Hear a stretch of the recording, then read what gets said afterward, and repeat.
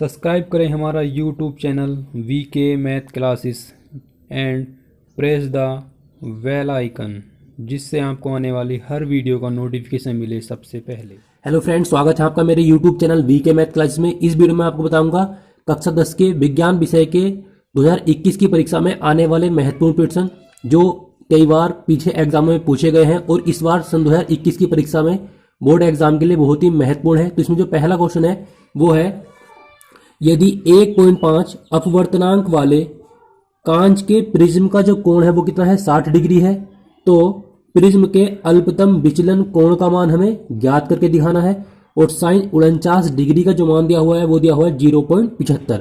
और ये जो क्वेश्चन है वो सन 2019 और सन 2020 में पूछा जा चुका है। तो इसमें हम क्या करेंगे, जो अपवर्तनांक दिया हुआ है वो होता है n का मान, तो n बराबर यहां हम लिख लेंगे, यहां पर हम इसका सोल्यूशन करेंगे। सॉल्यूशन तो ये हो जाएगा n बराबर 1.5। जो अपवर्तनांक होता है वो n की वैल्यू होती है और आगे दिया हुआ है प्रिज्म का कोण। तो जो प्रिज्म का कोण होता है वो होता है a का मान, तो यहाँ a बराबर लिख लेंगे 60 डिग्री। हमसे पता किया गया है कि अल्पतम विचलन कोण कितना है, तो हमें निकालना है डेल m का मान। डेल m का मान हमें इसमें निकालना है, तो ये वाले मान इसमें दिए हुए हैं और हमें डेल मान का मान निकालना है। तो इसके लिए जो फॉर्मूला है वो है n बराबर साइन a प्लस डेल m बटे 2, और पूरे के बटे में होता है साइन a बटे 2। ये सूत्र है। इस वाले फॉर्मूले में हम मान लगाने हैं। तो सबसे पहले हम n की जगह n का मान लगा देंगे। n का मान है 1.5 बराबर साइन a का मान है 60, तो 60 प्लस डेल m का मान हमें निकालना है, इसको ऐसे लिख लेंगे, और बटे में है इसके 2, फिर पूरे के बटे में है साइन a बटे 2, और a की वैल्यू है 60, तो यहाँ लिख देंगे 60 बटे 2। 2 से इसे काट देंगे, ये आ जाएगा 30 बार, तो ये हो जाएगा 1.5 बराबर साइन 60 प्लस डेल m बटे 2, और पूरे के बटे में हो जाएगा साइन 30, तो यहाँ हम साइन 30 लिख देंगे। अब हम क्या करेंगे, नीचे साइन 30 की वैल्यू लगा देंगे। साइन 30 की जो वैल्यू होती है वो होती है 1 बटे 2, तो ये हो जाएगा 1.5 बराबर साइन 60 प्लस डेल m बटे 2, और यहाँ हम वैल्यू लगा देंगे साइन 30 की। साइन 30 का होता है 1 बटे 2। ये तो जो है वो साइन के गुणा पे हो जाएगा, तो हो जाएगा 1.5 बराबर 2 साइन 60 प्लस डेल m बटे 2। ये जो 2 था वो पलट के साइन के गुणा पे हो जाएगा। अब इस 2 से हम इसको काट देंगे, तो जो कैंसिल होगा वो होगा 0.75। 2 से इसको काटेंगे तो 0.75 आ जाएगा। इसके बाद हम क्या करेंगे, यहाँ लिख लेंगे 0.75 बराबर साइन 60 प्लस डेल m बटे 2। अब साइन दिया हुआ है 0.75 यानी 75। ये साइन में कितने का मान है, क्वेश्चन में दिया हुआ है साइन 49 डिग्री, तो इस वाले पद की जगह हम क्या लगा लेंगे, साइन 49 लिख लेंगे। तो ये हो जाएगा साइन 49 बराबर साइन 60 प्लस डेल m बटे 2। ये साइन साइन कैंसिल हो जाएगा, तो यहाँ बचेगा 49 बराबर 60 प्लस डेल m बटे 2। इस 2 की हम इसमें क्रॉस मल्टीप्लाई करेंगे, तो 49 की 2 से गुणा करेंगे तो आएगा 98 बराबर 60 प्लस डेल m। अब इस 60 को इधर माइनस में ले आएंगे तो हो जाएगा डेल m बराबर 98 माइनस 60 यानी कि 60। तो डेल m का जो मान आ जाएगा वो आएगा 38 डिग्री। तो अल्पतम विचलन कोण का जो मान है वो है 38 डिग्री। तो बहुत ही इंपॉर्टेंट क्वेश्चन है और बहुत ही इजी मेथड है करने के लिए। बस आपको ध्यान रखना है, अगर एग्जाम में अपवर्तनांक दिया हुआ है तो वो n की वैल्यू होती है, और अगर प्रिज्म का कोण दिया हुआ है तो वो a का मान होता है। अल्पतम विचलन कोण है तो डेल m का मान हमें निकालना है या दिया हुआ है। अगर आप पे एग्जाम में कुछ इस टाइप का क्वेश्चन बन जाता है कि जीरो ये आ गया था 0.75, तो एग्जाम में इसकी वैल्यू जरूर दी गई होगी। नेक्स्ट क्वेश्चन है क्वेश्चन नंबर 2। क्वेश्चन नंबर 2 में कहा गया है, ये भी बहुत इंपॉर्टेंट क्वेश्चन है, किसी निकट दृष्टि दोष से पीड़ित व्यक्ति का दूर बिंदु नेत्र के सामने 80 सेमी दूरी पर है। मतलब यह है कि जिस व्यक्ति की आंख में निकट दृष्टि दोष है तो वो 80 सेमी तक देख सकता है। इस दोष को संशोधित करने के लिए यानी कि निवारण करने के लिए आवश्यक लेंस की प्रकृति क्या होगी। तो सबसे पहले मैं आपको बता देता हूं कि निकट दृष्टि दोष अगर किसी व्यक्ति की आंख में है तो हमें क्या करना है, उसमें अवतल लेंस का प्रयोग करते हैं। अगर दूर दृष्टि दोष है तो हम उत्तल लेंस का प्रयोग करते हैं। और ये जो क्वेश्चन है वो सन 2018 और 19 में आया हुआ है। तो इसके लिए हम क्या करेंगे, एक बात और ध्यान रखनी है आपको, ये मान दिया हुआ है 80 सेमी दूरी तक देख सकता है, यानी जो वस्तु का प्रतिबिंब बनेगा वो केवल 80 सेमी दूरी पर ही बनेगा। तो इसमें जो मान दिया हुआ है वो दिया हुआ है v का, तो v बराबर लेंगे 80 सेंटीमीटर और वो माइनस में लेंगे, v बराबर माइनस के 80 सेंटीमीटर। माइनस में क्यों लेंगे, क्योंकि निकट दृष्टि दोष के निवारण के लिए हम क्या करेंगे, अवतल लेंस का प्रयोग करेंगे, इसलिए हम इसको माइनस में ले लेंगे। अब v का मान हो गया माइनस के 80 सेंटीमीटर। हमसे पूछ रहा है लेंस की प्रकृति क्या है, यानी कि फोकस दूरी, इसकी फोकस दूरी भी निकालने के लिए कह रहा है। इसमें u का मान नहीं दिया हुआ है, तो इसके लिए हम क्या करना है, यदि निकट दृष्टि दोष में u का मान ना दिया हुआ तो हम क्या करते हैं, u बराबर ले लेते हैं माइनस के इनफाइनाइट। अगर निकट दृष्टि दोष की जगह होता है दूर दृष्टि दोष, तो दूर दृष्टि में क्या करते हैं, u का मान 25 सेंटीमीटर ले लेते हैं। अब यहां से हम निकाल लेंगे f का मान, तो f बराबर हम यहां लगा देंगे क्वेश्चन मार्क। अब हम क्या करेंगे, यहां हम फॉर्मूला लगाएंगे 1/f बराबर 1/v माइनस 1/u, ये सूत्र है। अब इसमें वैल्यू लगा देंगे तो हो जाएगा 1/v, v का मान कितना है माइनस के 80 सेंटीमीटर और u का मान है माइनस के इनफाइनाइट, तो यहाँ प्लस हो जाएगा 1/इनफाइनाइट। तो इनफाइनाइट को हम छोड़ देंगे तो हो जाएगा माइनस के 80 सेंटीमीटर। तो f बराबर हो जाएगा माइनस के 80 सेंटीमीटर। तो यहां हम लिख सकते हैं अतः माइनस के 80 सेंटीमीटर फोकस दूरी वाले अवतल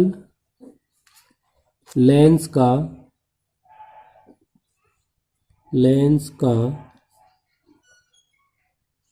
प्रयोग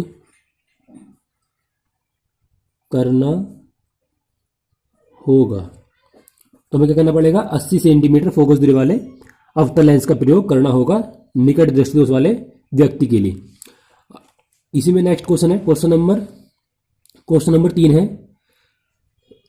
नीचे दिए गए चित्र में, जो नीचे चित्र दिया हुआ है, विद्युत परिपथ में A तथा B बिंदुओं के बीच परिणामी प्रतिरोध का मान हमें ज्ञात करना है। और ये जो क्वेश्चन है वो सन 2014, 15 और 18 में आया हुआ है बोर्ड एग्जाम में। तो इसके लिए हम क्या करेंगे, सबसे पहले हमें देखना है कि धारा की दिशा क्या है। इसमें जो धारा की दिशा है वो बिंदु A की तरफ से आ रही है। अब जब बिंदु A पर धारा आएगी तो कुछ धारा जाएगी इधर साइड में और कुछ जाएगी धारा इधर साइड में। तो जहां पर धारा बढ़ जाती है, यानी कि बिंदु A पर जो है धारा वो बढ़ जाएगी, तो यहां पर क्या हो जाएगा, समांतर क्रम स्टार्ट हो जाएगा, यानी कि शुरू हो जाएगा। अब जो धारा 2 ओम के प्रतिरोध में जाएगी वही जाएगी 3 ओम के प्रतिरोध में और वही जाएगी 4 ओम के प्रतिरोध में। तो जहां पर धारा बराबर मात्रा में जाती है तो वहां होता है श्रेणी क्रम। तो सबसे पहले हम क्या करेंगे, 2 ओम, 3 ओम और 4 ओम के प्रतिरोध को श्रेणी क्रम में जोड़ लेंगे। तो यहां हम लिखेंगे, या हम इसको R1 मान सकते हैं, इसको हम R2 लिख लेंगे, इसे हम लिख लेंगे R3 और इसको हम लिख लेंगे R4। तो यहां हम लिखेंगे R1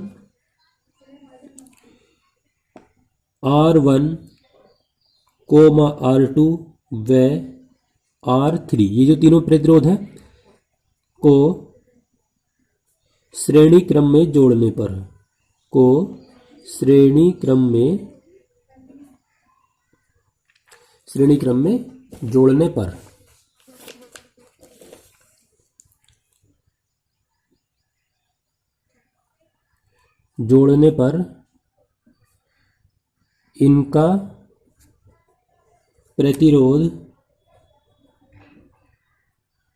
इनका प्रतिरोध हम मान लेंगे कि R डैश है।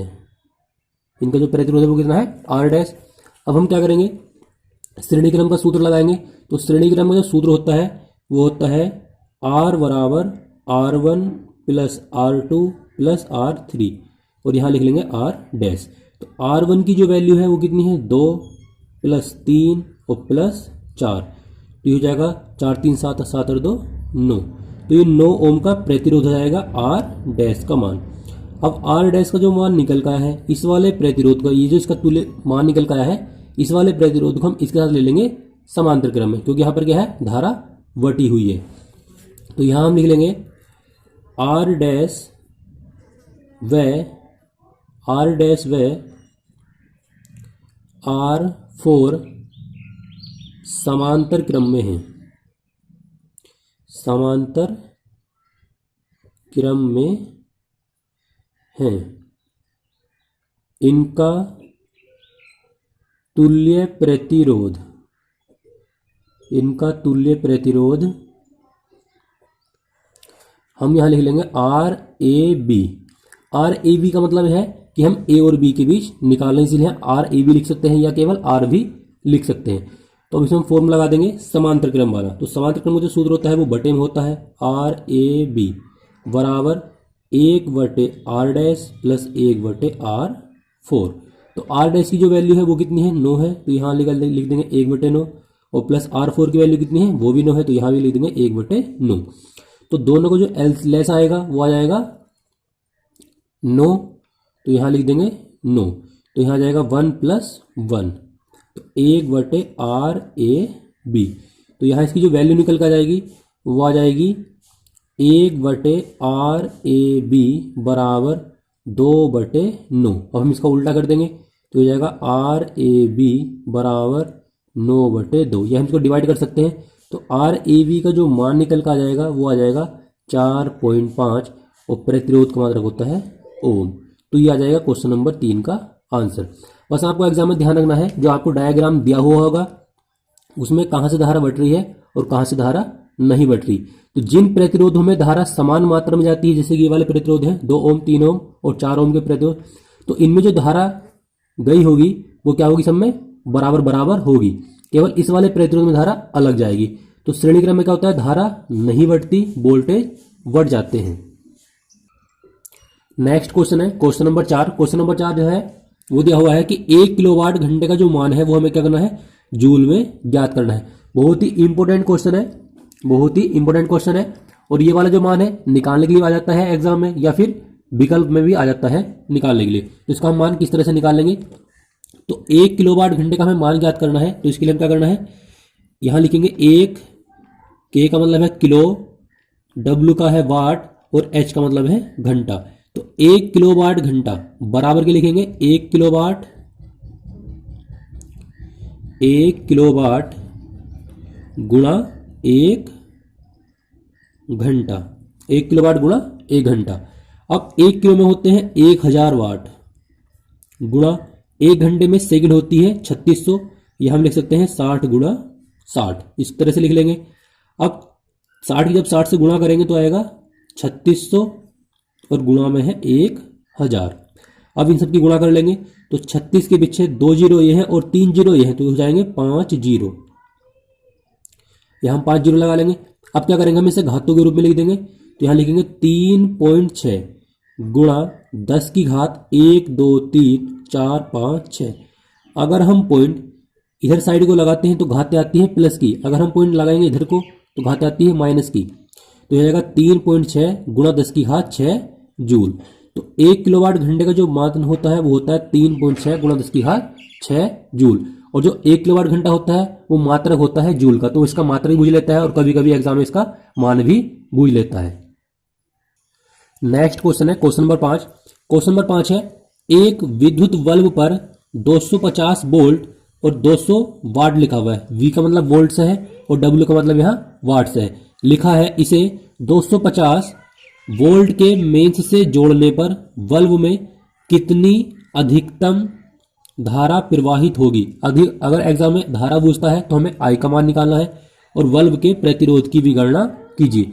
और ये जो क्वेश्चन आप देख सकते हैं सन 2012, 13, 14, 16, 17 और 18 में लगातार ये क्वेश्चन आया हुआ है। तो आप समझ सकते हैं ये क्वेश्चन कितना ज़्यादा इंपॉर्टेंट है। तो सबसे पहले हम क्या करना है, इनकी वैल्यू निकालेंगे। तो इसमें दिया हुआ है 250 वोल्ट, तो वोल्ट जो है वो किसका मान है, V का मान है। तो यहां लिख लेंगे V बराबर 250 वोल्ट, वोल्ट हो जाएगा। आगे दिया हुआ है 250 200 वाट, तो इसे लिख लेंगे P बराबर 250 वाट। अब हमें निकालनी है इसमें अधिकतम धारा, धारा कितनी है इसमें, धारा का मान हमें निकालना। तो यहाँ लिख लेंगे I मैक्स, लिख लेंगे इसके नीचे, मैक्स का मतलब यहाँ अधिकतम से है मैक्सिमम, तो इसके लिए हम फॉर्मूला लगाएंगे यहाँ पर P बराबर VI, यहाँ गुणा का निशान लगा लेंगे, हो जाएगा I की जगह लिख लेंगे I मैक्स। तो हमें क्या करना है, I मैक्स का मान ज्ञात करके दिखाना है। तो अब हम क्या करेंगे, I मैक्स बराबर हो जाएगा P बटे V, इधर बटे में ले जाएंगे। अब P की जगह P का मान लगा देंगे, P का जो मान दिया हुआ है वो दिया हुआ है 250 बटे V का मान दिया हुआ है, P का मान दिया हुआ है 200, P का मान जो है वो कितना है 200 है, तो यहाँ भी लिख देंगे 200, और V का जो मान है वो कितना है 250। तो हम 25 के 5 से काट सकते हैं, 25 अट्ठे 200 और 25 दहाई 250, तो ये हो जाएगा हमारे पास 8 बटे 10, 2 से काट देंगे, 2 चौक 8 और 2 पंजे 10, तो ये आ जाएगा 4 बटे 5। तो 4 बटे 5 एम्पियर की इसमें धारा प्रवाहित होगी। अब चाहे तो आप इसको डिवाइड कर सकते हैं या फिर इसको ऐसे भी रहने दे सकते हैं। तो हमने 25 से काटा, 25 अट्ठे 200 और 25 नम 25 ढाई 250। अब हम क्या करना है, एग्जाम क्वेश्चन में दिया हुआ है कि बल्ब के प्रतिरोध की भी गणना कीजिए, कि बल्ब का प्रतिरोध कितना है, इसके प्रतिरोध की भी हमें गणना करनी है। तो इसके लिए हम क्या करेंगे, यहां हम लगा सकते हैं ओम का नियम। तो ओम का जो नियम होता है वो होता है, यहां हम लिख देंगे ओम के नियम से, ओम का जो नियम होता है वो होता है V बराबर I R, V बराबर I R। यहां से हमें मान निकालना है R का, तो R को हम यहीं रोक लेंगे और I इसके वटे में ले जाएंगे, तो हो जाएगा R बराबर V बटे I। अब V की जगह V का मान लगा देंगे, V का मान दिया हुआ है 250 वोल्ट बटे I का मान कितना है 4 बटे 5, तो यहाँ 4 बटे 5 लिख देंगे, तो ये हो जाएगा 250 गुणा में पहुंच जाएगा 5, तो ये 5 यहाँ जाएगा और बटे में आ जाएगा 4, 2 से काट देंगे, 2 दूनी 4, इसे 2 से काटेंगे तो ये करना 2, 2 दूनी 4 और 2 पंजे 10, तो ये जाएगा 125 गुणा 5 और बटे में 2।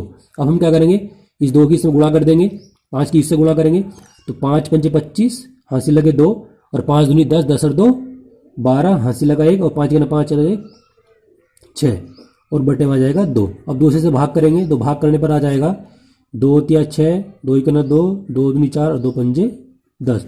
तो बल्ब का जो प्रतिरोध होगा वो कितना होगा 312.5 ओम। तो यह आ जाएगा क्वेश्चन नंबर 5 का आंसर। इसी में नेक्स्ट क्वेश्चन दिया हुआ है क्वेश्चन नंबर 6। क्वेश्चन नंबर 6 है किसी विद्युत मोटर की जो सामर्थ्य है वो कितनी है 7.5 किलोवाट, किलोवाट में दिया हुआ है।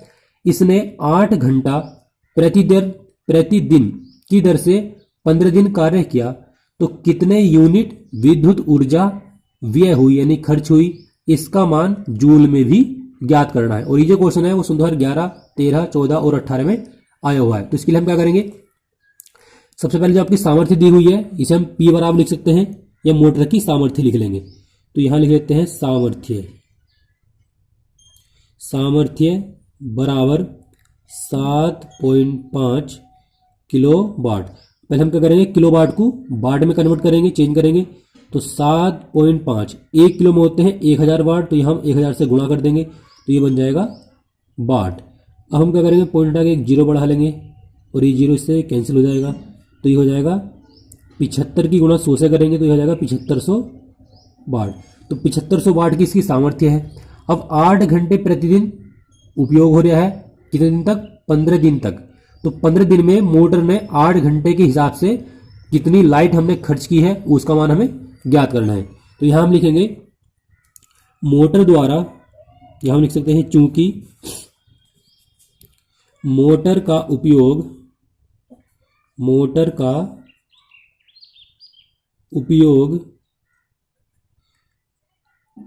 8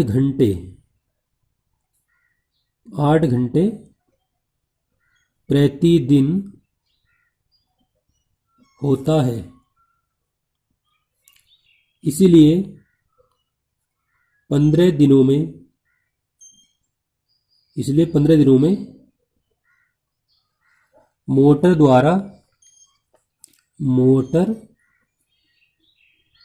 द्वारा खर्च विद्युत ऊर्जा, तो वो कितनी ऊर्जा खर्च करेगा। इसके लिए जो सूत्र है वो सूत्र है वाट गुणा घंटे गुणा दिन और बटे 1000। तो वाट कितने हैं 7500 वाट,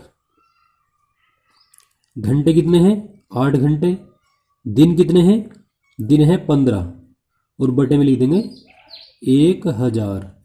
तो ये 2 जीरो से 2 जीरो कैंसिल हो जाएंगे। तो ऊपर बचेगा 75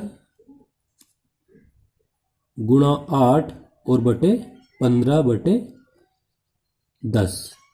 अब 5 से काट देंगे तो 5 तिया 15 और 5 दूनी 10, 2 से काट देंगे 2 चौक 8। अब हम क्या करेंगे 75 की गुणा 4 से करेंगे और फिर 3 से कर देंगे। तो गुणा करने पे जो आएगा वो आ जाएगा, इसकी गुणा हम यहाँ को लिख लेंगे। 4 की गुणा 75 से करेंगे तो 4 पंजे 20, हासिल लगे 2, 4 7 28, 28 और 2 30, तो ये 30 आ जाएगा। और गुणा में कितना है 3, इसकी से गुणा करेंगे तो आएगा 900 यूनिट। तो ये 900 यूनिट लाइट खर्च हो जाएगी 15 दिन में। अब एग्जाम में कहा हुआ है कि इसका जो मान है वो क्या करना है, हमें जूल में भी ज्ञात करके दिखाना है। तो इसका मान हम जूल में कैसे निकाल लेंगे। अब जो यूनिट निकल कर आई है इसमें भी क्या करना है, अब यहाँ हम लिखेंगे चूंकि अभी हमने मान निकाला था कि 1 किलोवाट घंटा का जो मान होता है वो कितना होता है 3.6 गुणा 10 की घात 6, ये मान होता है इसका इतने जूल। तो 900 यूनिट जो लाइट आई खर्च हुई है इसमें हम गुणा कर देंगे 3.6 गुणा 10 की घात 6 की। अब पॉइंट आ गया है, जीरो बढ़ा लेंगे, ये वाला जो जीरो इस वाले से कैंसिल हो जाएगा। तो यहाँ बचेगा 90 गुणा 36 गुणा 10 की घात 6। अब 9 की से गुणा करेंगे तो 9 छंग 54, हाथ से लगे 5, 9 ते 27, 27 और 5 32, और ये जीरो है हम ऐसे लगा लेंगे और गुणा में 10 की घात 6। तो हो जाएगा 3.24 गुणा 10 की घात। हमने पॉइंट लगाया है एक अंक के बाद 1 2 3, हम 3 कदम चले हैं तो यहाँ 3 घात लगा देंगे और गुणा में 10 की घात 6। तो ये हो जाएगा 3.24 और गुणा में 10 की घात 9। तो इतने जूल वो लाइट खर्च करेगा। अगर वो पूछता है यूनिट में तो यूनिट कितनी है 900 यूनिट, और हमसे मान पूछा है इसका जो मान है वो जूल में निकालना है। तो जूल में जो मान निकल गया वो है इसका 3.24 गुणा 10 की घात 9 जूल। तो ये आ जाएगा क्वेश्चन नंबर 6 का आंसर। तो आई होप कि आपको वीडियो अच्छी लगी होगी। वीडियो अच्छी लगी तो वीडियो को लाइक करें, शेयर करें और मेरे चैनल को सब्सक्राइब करें। इससे आगे की वीडियो में आपको विज्ञान के महत्वपूर्ण और भी क्वेश्चन कराऊंगा, जिसमें केमिस्ट्री, बायोलॉजी और फिजिक्स के क्वेश्चन होंगे।